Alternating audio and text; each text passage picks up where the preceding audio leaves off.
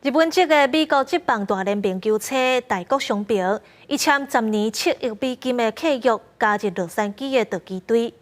大谷翔平讲，道奇队甲伊同款，上注重输赢，这是伊加盟的原因之一。穿着道奇队白蓝色的球衫，日本籍倒拍2-6球星大谷翔平，则是出现伫道奇办的加盟仪式。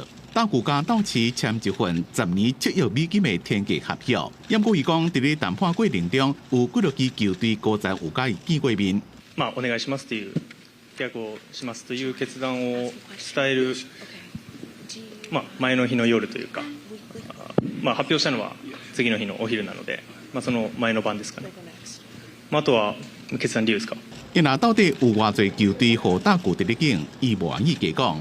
伊敢若讲会选道奇，是因为伊过去一直拢以诚侪世界上好的球员做目標，也正希望會當摕到世界大賽冠軍。伊希望會當誠侪摕冠軍隊伍內面重要的一份子。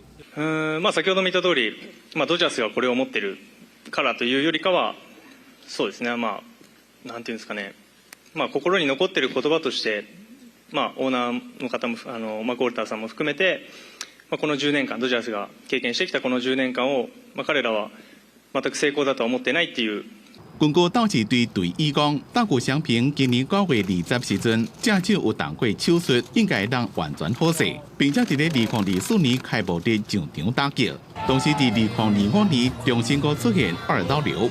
不過大谷原本穿的17號是道奇後援投手凱利的背號，聽到大谷要加盟道奇，凱利正大方的讓出這個號碼，家己改穿99號球衫。伊講這是伊上瓦棍命令長的方式。I wasn't going to give it up to just anybody, but I've been fortunate enough in my career to play with guys that I know. Obviously, if Shohei keep performing, he'll be a future Hall of Famer. I'll be able to have my number retired. That's the closest I'll get to the Hall of Fame. 凱利也本身就講，好加在大谷的薪水唔是伊來付。道奇甲大谷簽來了，明年3月主場開幕戰，上價票價已經起超過1倍，平均票價要甲新台幣4萬，上貴的票賣到9628美金，換算台票是30萬。公司新聞陳偉林編譯。